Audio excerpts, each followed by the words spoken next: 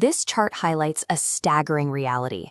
In April 2023, a war started that has killed over 150,000 people, displaced over 8 million, making it the largest displacement crisis in the world right now.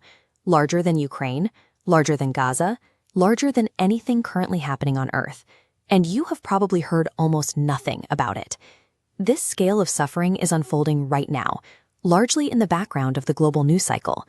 While the headlines focus elsewhere, this gap in attention carries consequences that reach far beyond Africa's borders.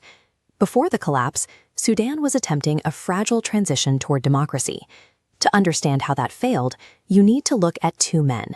First, General Abdel Fattah al-Burhan, the commander of Sudan's official military, the SAF. Opposing him is General Mohammed Hamdan Dagalo, widely known as Hemeti.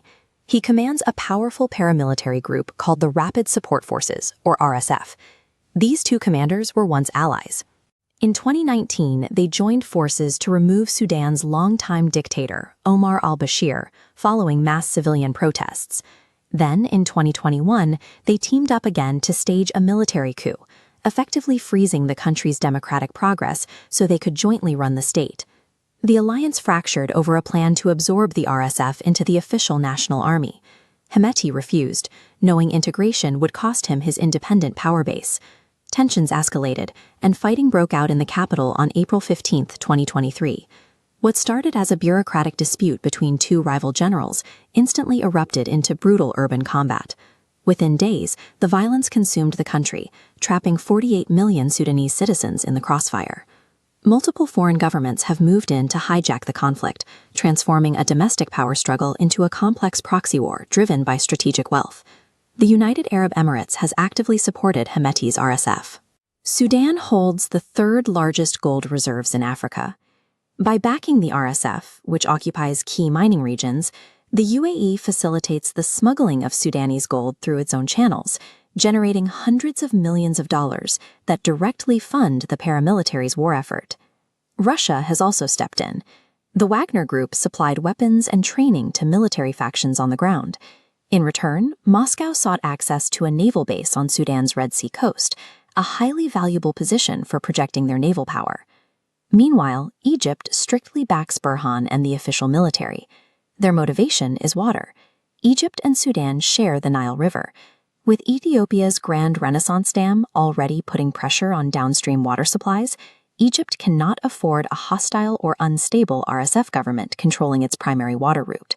Foreign powers are actively dismantling Sudan piece by piece. They are using these two rival armies to carve out access to critical shipping lanes, bio-water sources, and immense mineral wealth. While outside nations extract resources, the civilian population bears the cost. The death toll sits well over 150,000, and 25 million people, more than half the country, now desperately need humanitarian assistance. The violence on the ground is severe. The UN has documented ethnically targeted killings, the systemic use of mass rape as a weapon, and the deliberate destruction of entire neighborhoods. The Darfur region, which endured a genocide 2 decades ago, is once again facing mass atrocities. International intervention is stalled. Both Russia and China hold veto power on the UN Security Council, and both have repeatedly blocked meaningful resolutions to protect their own military and economic investments in the region. This mountain of suffering raises an obvious question. Why does a crisis of this magnitude receive only a fraction of the world's attention? This graph illustrates the disparity clearly. Western nations have committed $250 billion to support Ukraine, a conflict that directly threatens European borders and NATO security. By contrast, emergency humanitarian appeals for Sudan remain only 40% funded. Because there are no major Western economic or security stakes in Sudan, the political will simply doesn't exist. Other factors compound the silence. Western news networks prioritize coverage of regions their audiences identify with. Furthermore, Sudan offers no clean narrative of democracy versus autocracy, just two rival generals with records of atrocities. Add in global donor fatigue following the pandemic and Ukraine, and the result is a collective decision to look away. The global attention economy operates on cold logic. A conflict's visibility is determined not by the scale of human devastation, but by its strategic utility to major global powers. But wars ignored by the West still generate massive shockwaves that directly hit regional powers, including India. When the fighting started, approximately 5,000 Indians were living and working in Sudan. The immediate threat forced New Delhi to launch Operation Kaveri, a major military effort that evacuated over 3,800 Indian nationals within weeks. The geographic fallout hits trade routes. Sudan sits directly on the Red Sea.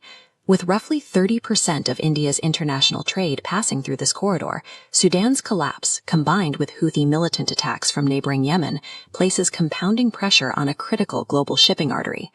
There is also a direct economic hit. India is the world's second-largest consumer of gold. Disruptions to Africa's third-largest gold reserve inevitably impact global prices, which directly affects Indian markets and the millions of households that rely on gold as their primary form of savings. Historically, India advocates for strict non-interference in the internal affairs of other nations, but the extreme severity of the crisis in Sudan is actively testing that diplomatic stance. When a war goes unaddressed, it does not stay contained. The violence inevitably metastasizes, destabilizing neighboring borders and generating massive refugee flows. The cost of looking away is high. The only remaining variable is whether the international community notices before the fallout becomes impossible to ignore. Subscribe to War Explained. We cover the content